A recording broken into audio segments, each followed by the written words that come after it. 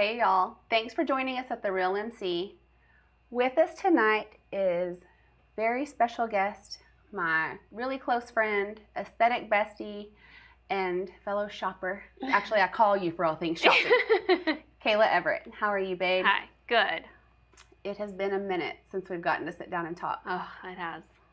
I was just glad to have a glass of wine with you. I saw your sister earlier in here today, and I was like, I have not sat down and talked to her in like a year.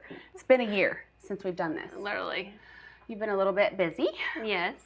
Tell me a little bit about what's been going on with you recently. Well, recently was, my cancer journey that I'm currently going through. The one I'm not going to refer to as a journey? Yeah. Okay. I bought Kayla a candle that says, I promise not to refer to your cancer or to cancer as your mother effing journey. And then I did it. I called it her journey yesterday. I sent her a text about her. I'm like, oh, I was never going to say that. I think it's bad. Anyway, sorry about that. It's the good way to put it. You have been through a lot. Stage 3 stomach cancer. Mm-hmm. I want you just to sort of tell me a little bit about where your headspace is, and then we'll go from there. I feel like every time I talk to you, I feel like you don't look like the face of somebody who has that battle. And when you come in here, I know you're coming in here, or if I come see you, or if we meet up or whatever, like, I know when I run into you and when we talk that what I expect is not what I see. You have this glow about you. You have this aura that is tangible. And every time you leave here, I'm inspired to just live better and be a better person. And that is what I think people need to hear. People need to hear your story because it is the most inspiring story that I have ever witnessed personally. Wow, thank you. That means the world. It's not been an easy journey by any means, but it's been a journey that I can sit right now and say that I'm thankful for. And you would never think that you could say that with battling, or really, battling for your life. But it's been a huge blessing to come to know the real me. We got these for a reason, girl. That I have never known my entire life.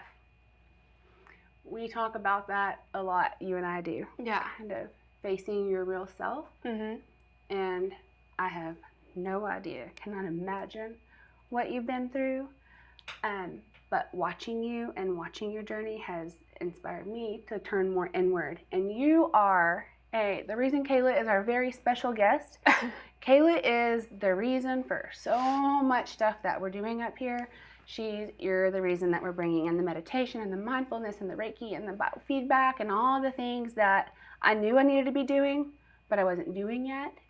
But you're the reason for a lot of changes at MC Aesthetics and a lot of changes personally. So I'm so thankful that you walk around sharing your story, and that I don't know how you can come and tell me that your cancer is a blessing. You're going to have to explain that so much more. Well, I'll start off with, in the beginning, it was not a blessing. It was a struggle and a fight, because I was trying to control everything. My personality is a strong one. Hold on, let me show you. Let me show you what I think of you, okay? I made some notes. I have the secret ones hidden so you can't see them. But I want you to read what I think of when I think of you. Just read it out loud. Overachieving, type A, perfectionist. Yeah, I mean, That's right on. so you were trying to control your your illness. From after diagnosis, which was December 18th, I went and thought I had it all figured out. This is what I was going to do. Weirdly, which I know now it was not my path, but weirdly, I found a place in Mexico that I was bound and determined that's where I was going to cure my cancer. And realizing after God slamming that door shut through people that I told, my family, more than anything, my husband.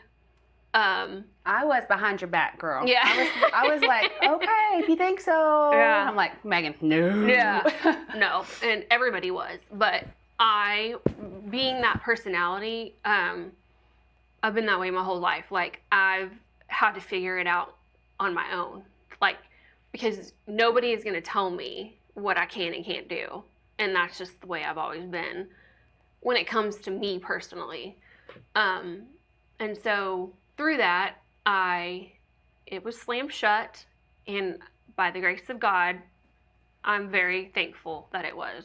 Amen, honey. And from that point, I didn't understand why, because I was like, no, this is it. This is where God's leading me. This is it. This is it. And, after realizing that was not the case, He just opened doors for me in getting into MD. And just placing the team that I have in place, that the first few visits were not encouraging, but then at that point I knew that I had surrendered everything. I'm like, I'm done fighting. And it just kind of all fell into place.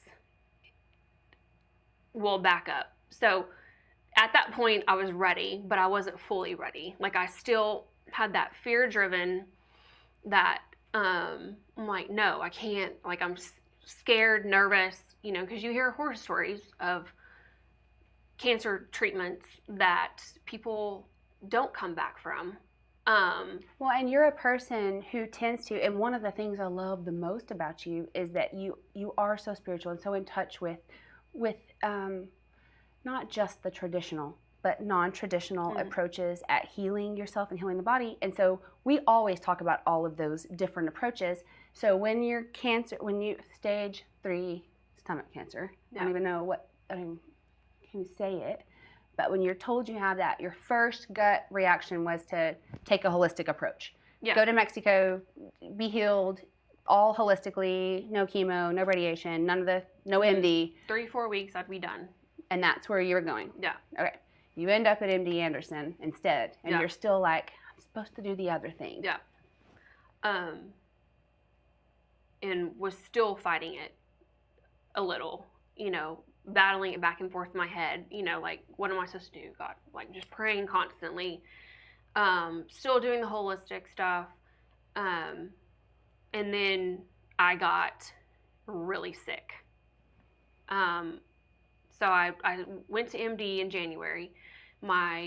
They started the protocol with chemo first, because with the stage in the cell that I have, they have not seen good results with doing surgery up front and just removing it and then going back with chemo and radiation, because the reoccurrence they've seen a lot. It's too high. So they started with 4 rounds of chemo first. My first treatment was like the 1st of February, and it was in Houston. I was, prior to that, 2 weeks of not being able to keep food down. I remember. Like, it was not good. And let me just say real quick that Kayla has 2 little baby twins. 2 little twins at home too that she takes care of through this battle with her husband. So yeah, little kids. Yes. So I was that was a struggle in itself, and I still was fighting it, still telling myself no, that it's not, this is not it, like I can still do this. And we were in Houston right before chemo, and there was an instance that I thought I was fine, it had been a full day I'd kept food down, and then all of a sudden, like, I just got sick. So, of course, my husband is calling the doctor, emailing the doctor, and he's saying that the mass in my stomach is so big that it could be possibly obstructing my small bowel, where I'm not able to keep food down, where it releases into my small intestines. So, with that, at that moment, I was replaying stuff in my head from adolescence and childhood, and I've struggled with food and eating my entire life. It's controlled me and consumed me, and I was reliving that in my head,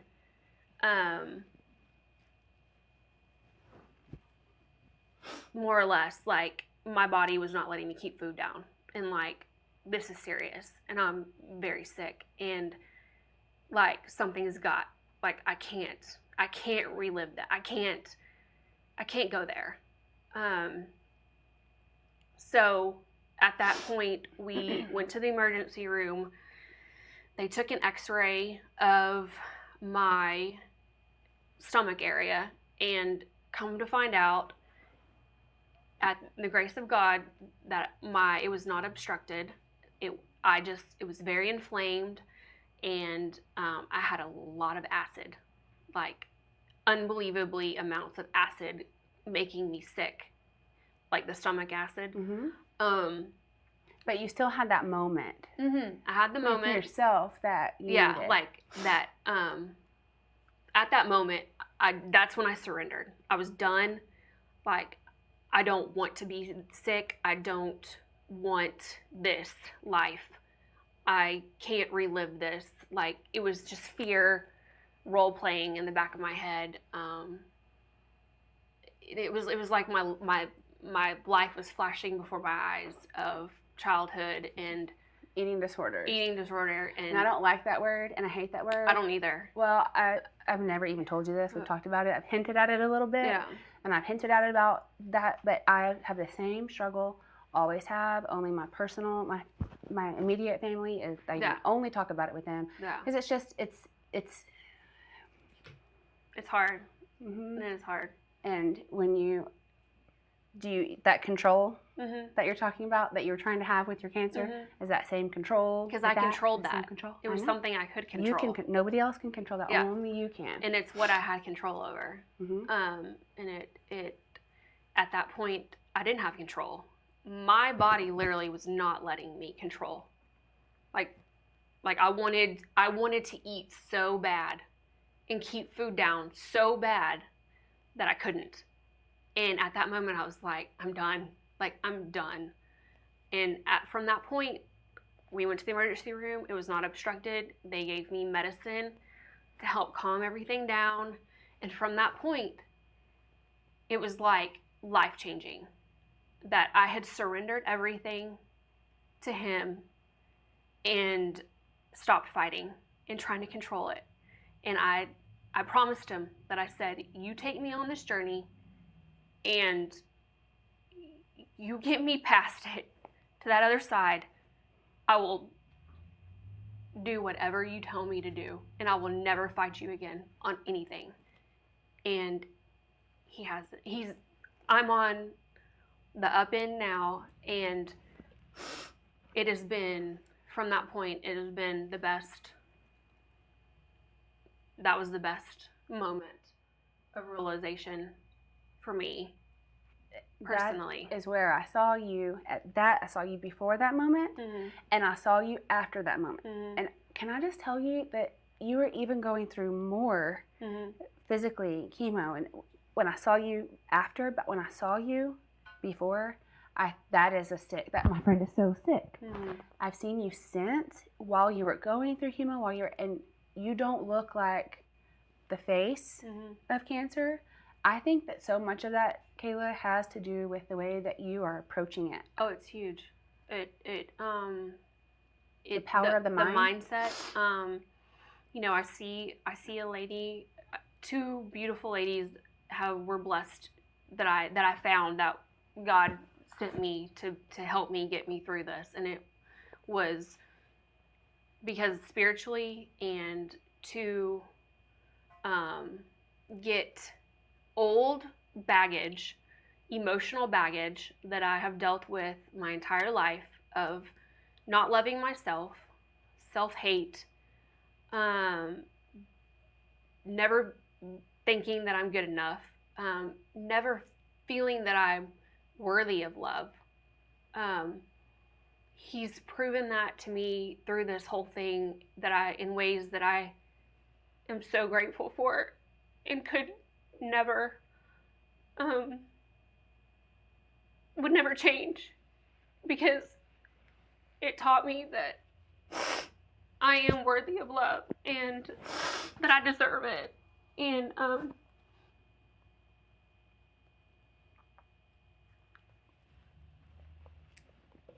you are.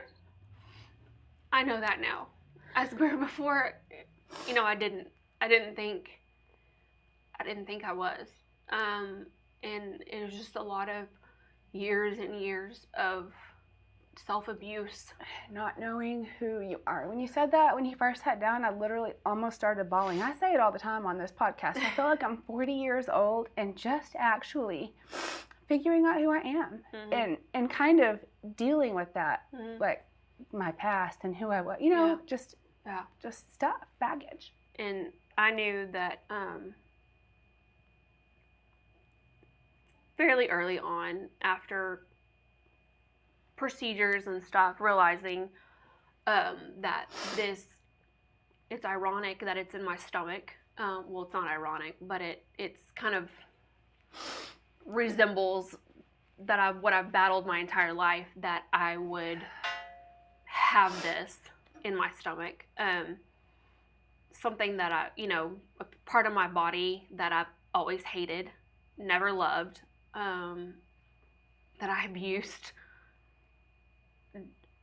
awfully in my adolescence and in high school years. I worry about my health every single day, and this is going to sound so, I don't know if it's going to sound, I mean, you're my friend, I can say it to you, but the first time we ever talked about this, the first thing I thought is, I don't want something this big to make me realize the things that you're realizing. So you're helping me realize that. Like I said, you're the reason for a lot of stuff around here. You just don't always know it, but you've made us all kind of wake up and go, before I get to a place where it's something, so I can love myself right now. I can do better right now. Your inner voice, I guess, is right. Yeah. I think that perfectionist type A, overachieving personality, there is something with it in that inner voice where you expect too much from yourself. You talk to yourself badly all the time. It's evil. It is. It's to a fault. It's not a good character trait. No, it's terrible. You know, I realize that now, and I've never felt in my own skin such calm and peace through everything, every aspect of my life. Like it's amazing and so beautiful to feel. And somebody sick shouldn't be sick. A sick person can't say that. I know. But it's really amazing. And you have to do your part. I mean, he's not going to do it for you. And so I learned that the hard way. But you also realized, which you already knew, it's scary, but you know that it's not, you can't just go the traditional route, and you can't just go the no. You have to do them. Sometimes it takes both. Oh, it does. It does. And I was always fearful of the conventional route.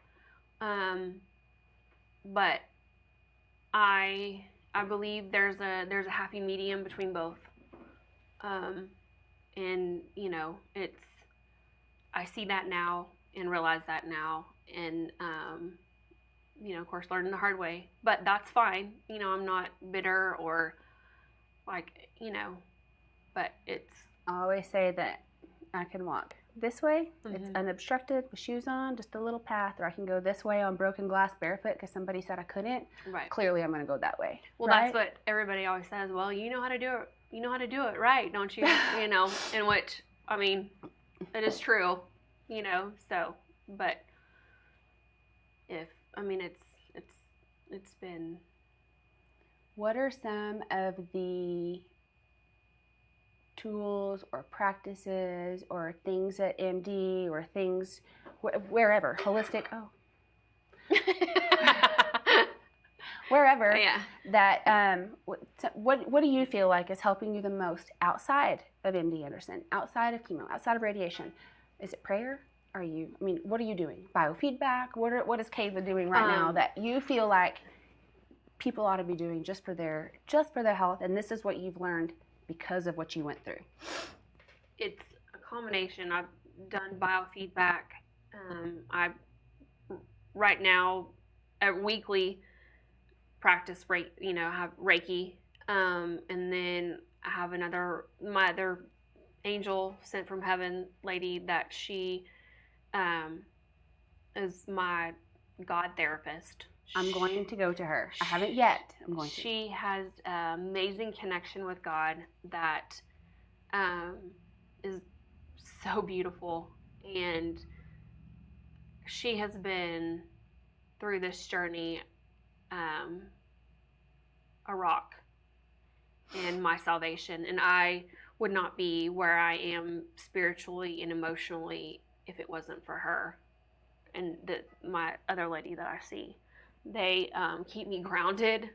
They keep me emotional traumas that I didn't even know I had that are generational. There are generational emotions that are passed down generation after generation after generation that you don't even know about that affect you.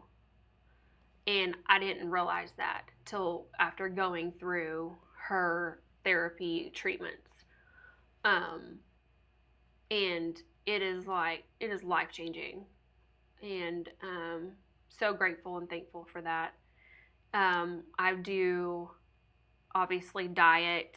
Can I tell you some scary stuff that I've been reading lately? So this is again, thank you, Kayla. So the way Kayla and I work, our relationship is if I see something cute, I text it to her and say, hey, is this good? And what size should I get? She probably already has it. Or if it's whatever, if Kayla already did it, then I'll do it. That's kind of how this works. What was I even going to say? I just went blank.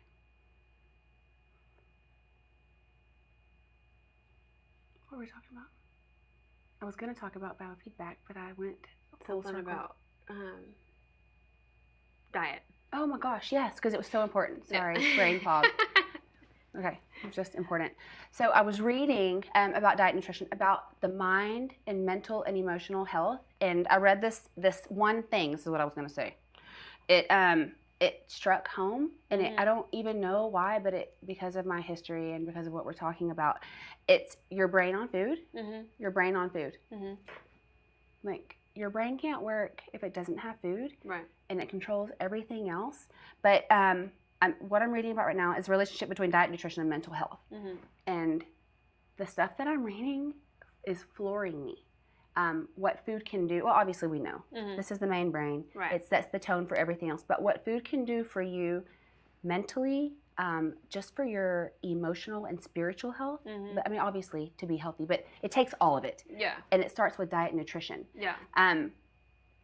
Learning all of this after my history with food and denying myself of it a lot of the time after, it's very scary to me. Like it's scary, but I see all the things that I should have been doing, and I sort of feel like I wasted 40 years like not doing all the right stuff. Mm-hmm. Well, abusing. Yeah. But not all of us are even abusing that way. Abusing is also going to McDonald's and not eating a salad. Right. It's just not eating right, not putting the right things in, Mm-hmm. or just abusing your body. Yeah. But I feel like, I don't know, that's something that I'm really trying to tackle right now. And with my kids is what I was going to say. Yeah. When you're talking about generational Yes. stuff, and Yeah. like, I feel like so much of this stuff that I have, I don't want to pass on to my kids. And I want them to have healthy eating habits and have healthy views of food. And so I'm trying to do my homework now after the fact, to try to do better with that. Do you find yourself doing that with your kids? Oh. 10 million times more than a Yeah. normal human would now? Yeah. Well, I did it before. And I did it like in an unhealthy way. And I know that I can sit here and say, you know, God blessed me with a daughter. But he knew that my path before diagnosis was not a healthy path in trying to raise a daughter, if that makes sense. Mm-hmm. And so they see everything. And he, through this, by him replaying my adolescence and childhood, and adolescence and teenage years, and all the years that I've struggled with it, he showed me that, like, I needed my wake-up call. And this was my wake-up call. And that because I blessed you with this daughter that was hard to conceive anyways, but I blessed you with her, and that you need to shift and change gears in future of raising her. And I know that now, because he knew that it could have been detrimental. Mm-hmm. And not that I was, meaning to. It's just the way I was before. Kayla, this is going to sound terrible. I'm so sorry, because I know it matters, because they're watching too, but the way we treat boys and girls is just so different. Mm-hmm. And the expectations that we have for them are different. I have 4 boys, and I have many, many times in my life been thankful that no little girl is watching me. You know that Garrett, this is so sad, Garrett got on and scheduled me a 15-minute lunch without me knowing on my schedule, because he worked here, and so he can sign in. Yeah. So he scheduled me lunches on my, because he knows I won't stop to eat.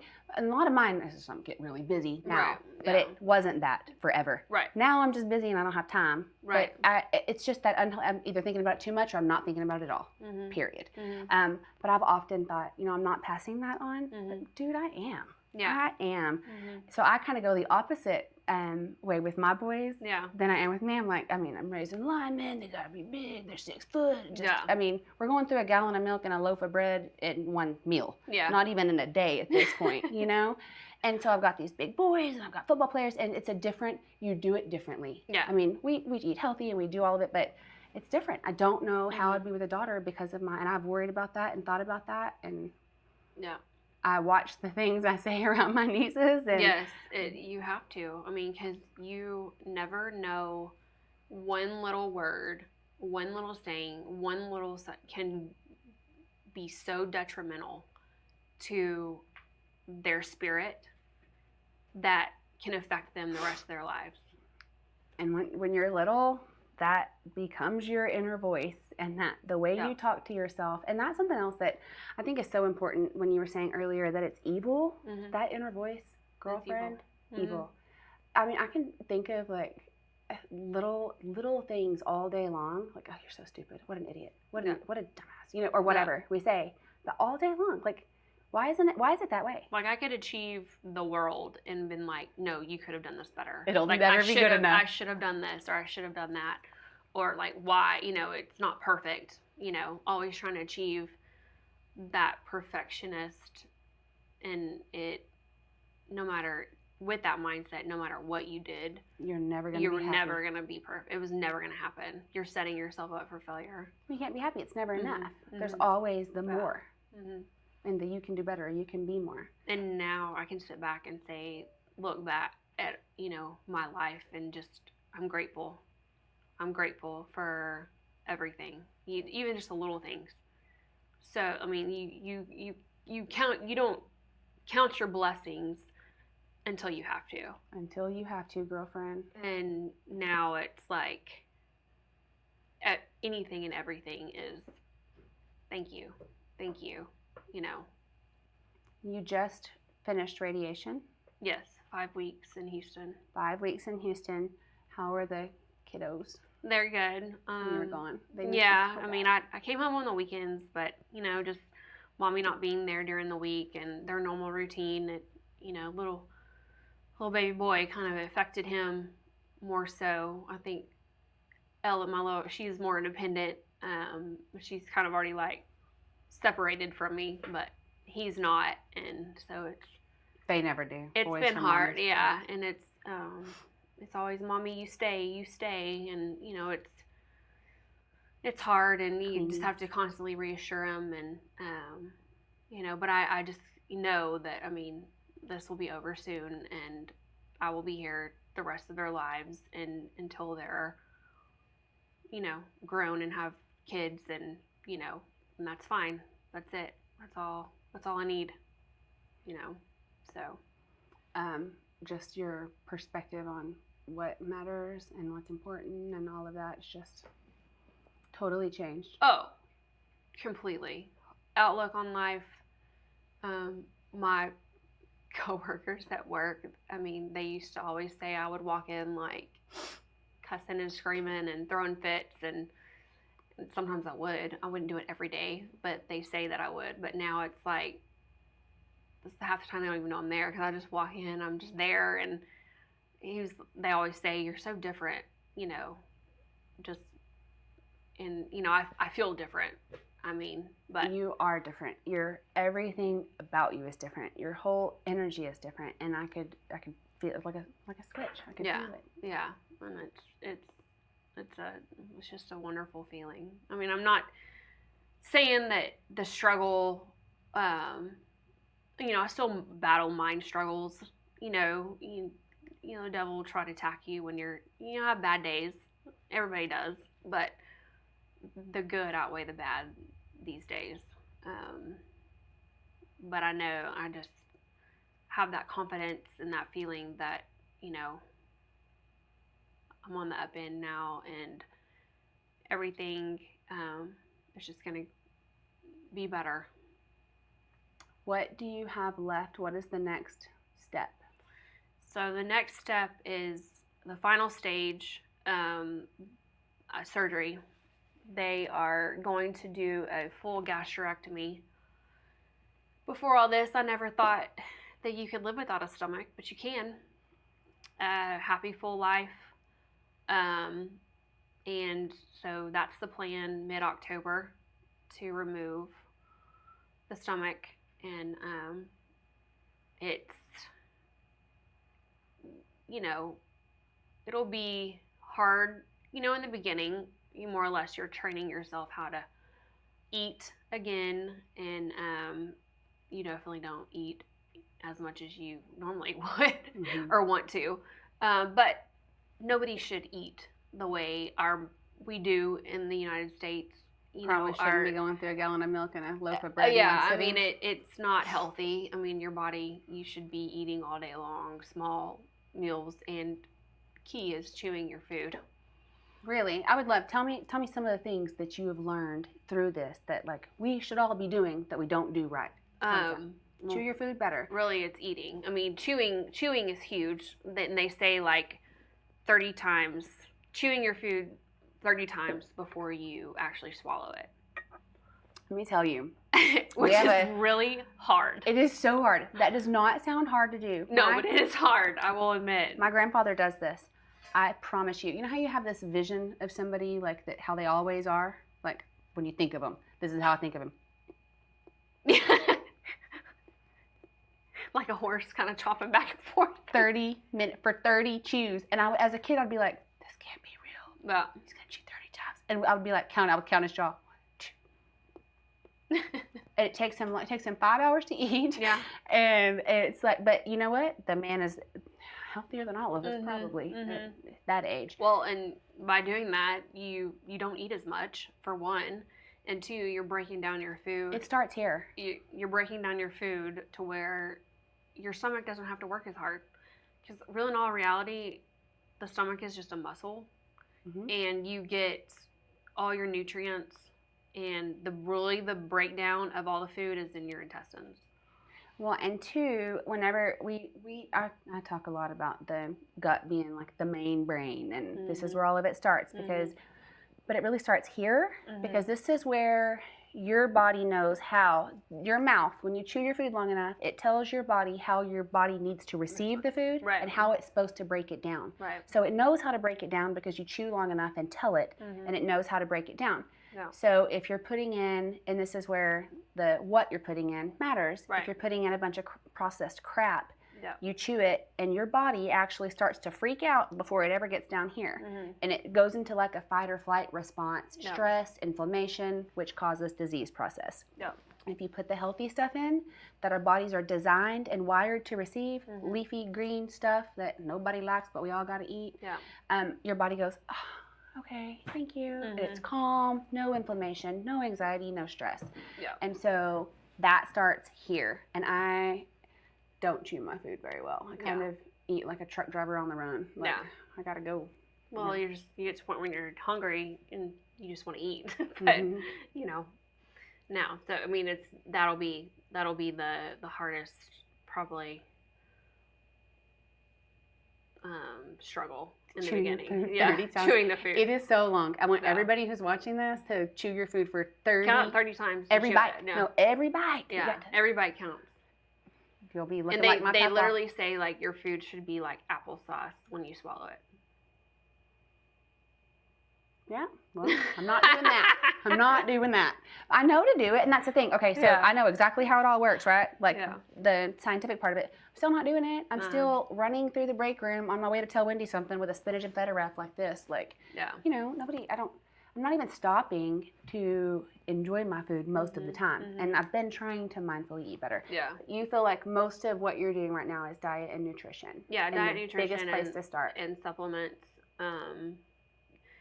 It's all about keeping the good, and then letting like the conventional take care of the bad. And as long as you keep the good, you can fight.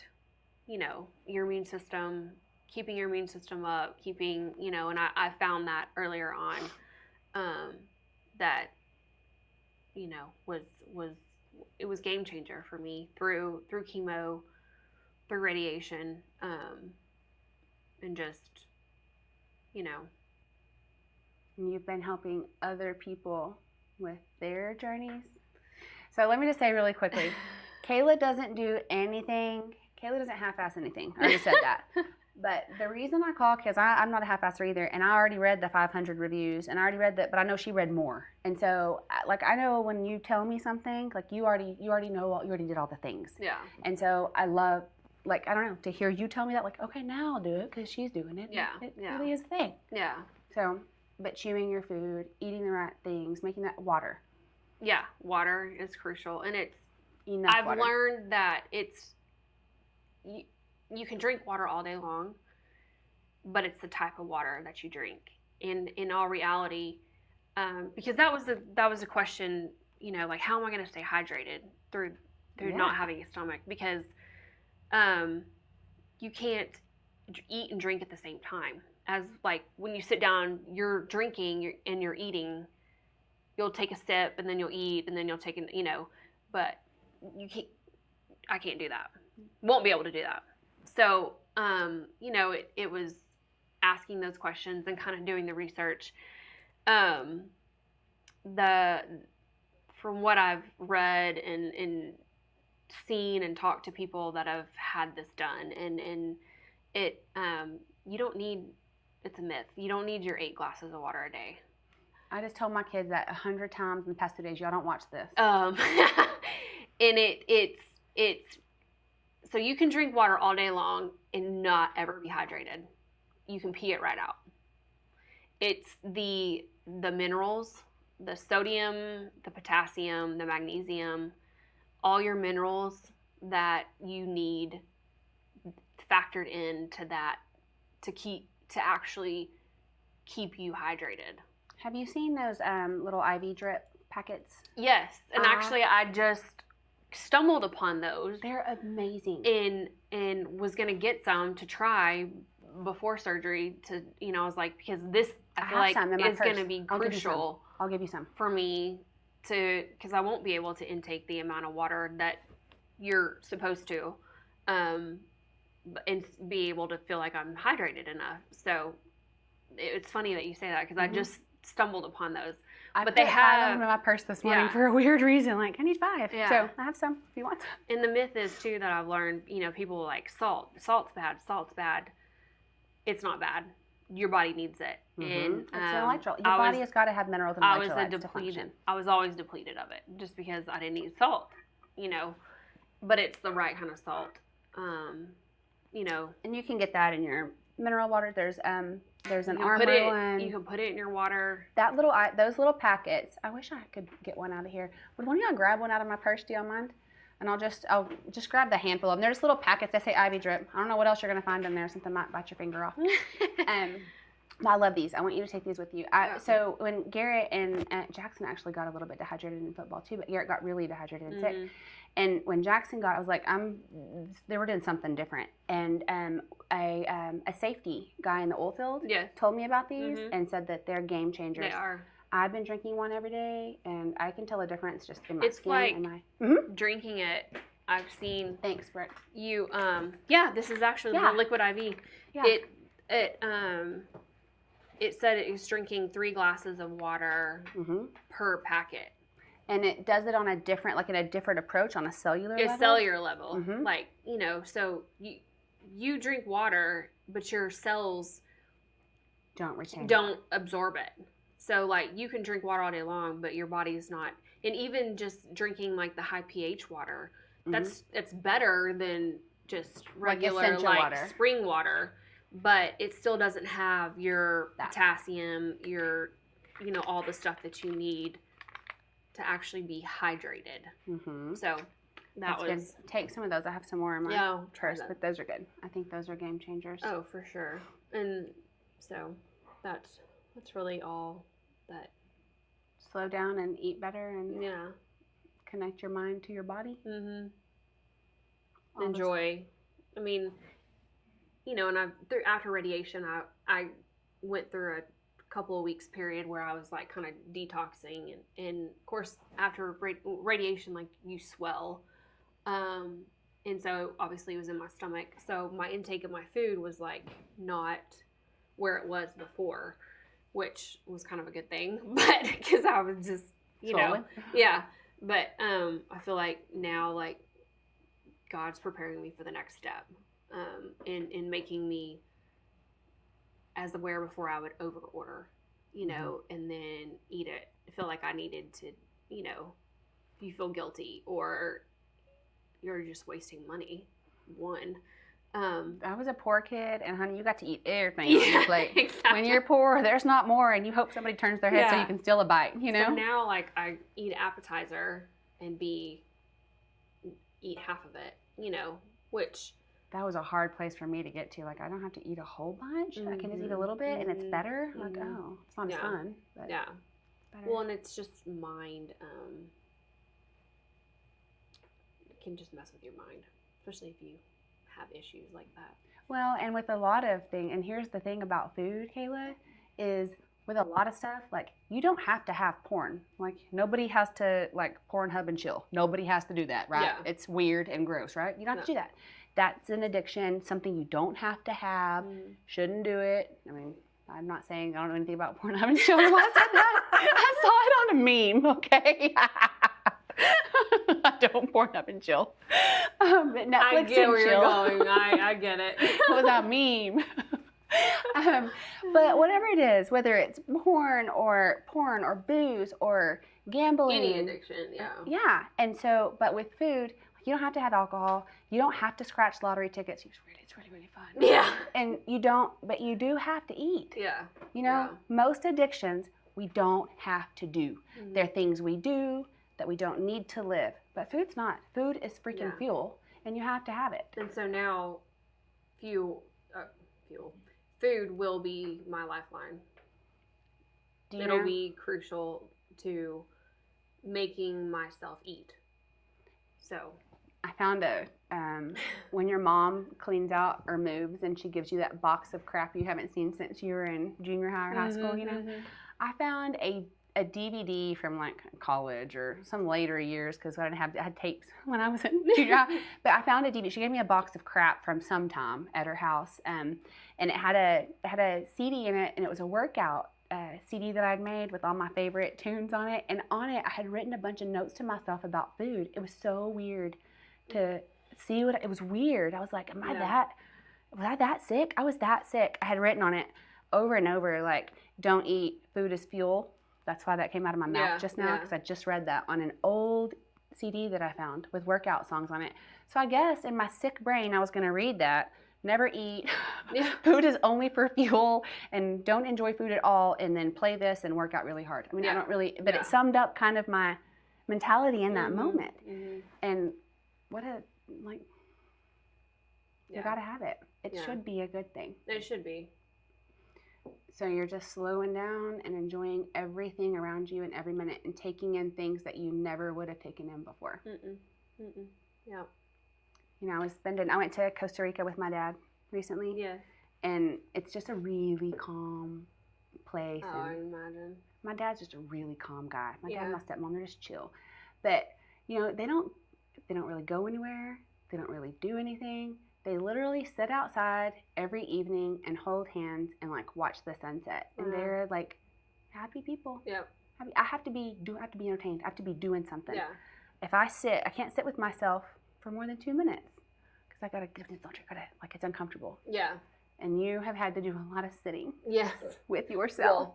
Well, that is one thing uncomfortable. That through this process I have learned patience. Patience has been, with being a type A personality, control, like, I'm going to do it.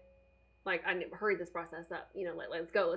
Like, and through it, like, with going chemo, then I'd have a scan, and then I had 4 more rounds of chemo, and then, which I'm thankful that they did it in stages, because, like, through it, I went from stage 3 to stage 4. Then before radiation, back to stage 3. Nobody stages back. Can you explain that or how that? I just embraced it and started doing better.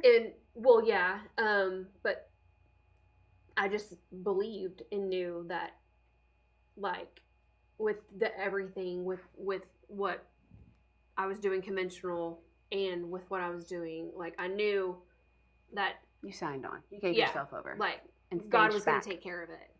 And so, you know, in the last, before they decided, because my case has never been your normal case with gastric cancer. Not you. Yeah. And the doctors have really been puzzled, because in the beginning, when they first found it, it was contained. But it was massive, a massive stage 3. But then when he went in, like, laparoscopically and endoscopically, he found 2 little nodules on my diaphragm that were really small, but came back positive. So that, in turn, staged me to stage 4. It had metastasized. So at that point, I went back and did 4 more rounds of chemo, and then finished that, and then went back for another scan and another scope and laparoscopic. And chemo's harsh. Chemo's harsh on the body. Like it almost kills you. What they as found, it's killing. Quote the surgeon, he said that, because he took biopsies of everything after I finished in chemo, and he said, by the way things looked, I was not expecting those biopsies to come back. He was expecting them to come back positive, and they all came back negative. So that, from there, they went back to the tumor board and met, And then that put me back into the protocol of stage 3 to continue with radiation, because essentially radiation was off the table because I wasn't stage 3 anymore. So they put radiation back on, and so you were going on this trajectory. You were, and Yeah. then you made that choice. Yeah. To go all in Yeah. and trust the process and trust God and trust your team. Mm-hmm. And then you started turning a corner. Yeah. And then from there did the radiation. And I just know now, like, I was always hoping that they could preserve some of my stomach, where I'd have a little bit. But I just know that God is going to take care of that for me, and that I'm going to be better off in the end. And regardless of whether I have a stomach or not. So, You got that big old heart, you're fine. Yeah, exactly. Just having that life is the key. How, after your journey, oh shit, I did it again. After what you've gone through, I just hate that. I said I wasn't going to do that. But after what you've gone through, how powerful would you say the mind is in just in general? I don't think, and then connecting the mind to the body and hearing yourself, feeling yourself, stopping the noise and slowing down so that you know who you are. But the role that your mind has played in that, how powerful do you think that has been? Oh, it's everything. It is. It's all of it. Emotions harbor disease. And that's why diseases, they can't explain why you have it, or emotion plays a huge role in stress. It is, and and then generational stuff that you don't even know, or traumas that happened, that could have happened in your mother's wound, and you didn't. It happened to your mom, but it didn't happen to you. But you took on those emotions. So it can affect you, and you don't even know it. In going through this process, like, I learned that, and it is emotion, your emotional state, and not harboring any negative emotions is 100% crucial. Toxicity. In recovery, and getting rid of disease. And so that in alone, it's mind, body, and soul. Well, we cleanse our bodies all the time. Yeah. But we don't cleanse our souls, and we don't cleanse our minds. No. And we don't connect all three. Mm-mm. And that's why I said in the beginning that you are responsible for a lot of what we're doing here. It's stuff that I was already drawn to, already felt very strongly about. Mm-hmm. But I've seen through you and through other people what that does. Yeah. And I'm trying to get there. No, you're there. You've done wonderful and amazing things, and I can't wait to see. I want to get to that place where I'm just happy, just sitting. Yeah, doing nothing. I mean, it's pretty amazing, but it took work, but it is definitely key. I love you so much, and I'm so thankful for you being here tonight. Well, thank you. I'm honored. And I'm ready to have you back in the saddle. Yes. So I've been saying for years to Kayla that, well, I have JC now, so you missed your moment. Yeah. I know. You missed your opportunity, girl. So I've been saying to Kayla for years, like, I'm so tired of sticking myself. I'm just going to give you a syringe. Nobody sees what I see. And so I got JC now. You're off the hook. Okay. You don't have to stab me in the face anymore. I'm glad you're home. I'm glad that you're doing well. And so October 14th coming up. And D-Day. We're done. Done. Yeah.